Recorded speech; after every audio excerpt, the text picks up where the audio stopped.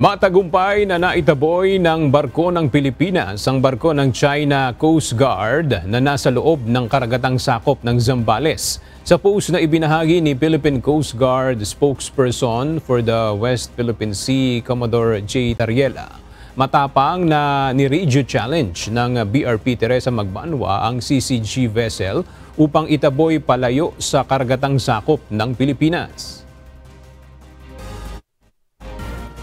To China Coast Guard Vessel 3304, this is Philippine Coast Guard Vessel BRP Teresa Magbanwa MRRV 9701.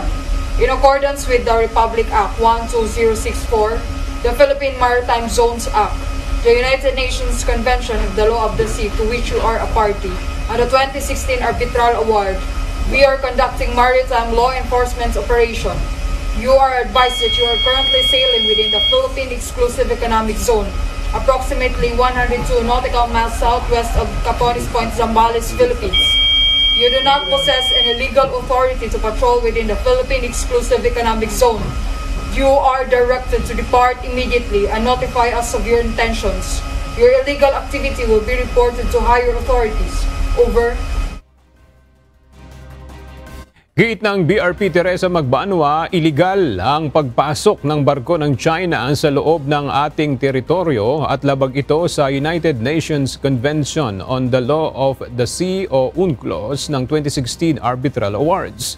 Bukod sa naitaboy na China vessel, 3 pang barko ng China ang minomonitor ng PCG sa lugar, kabilang na ang tinaguriang monster ship.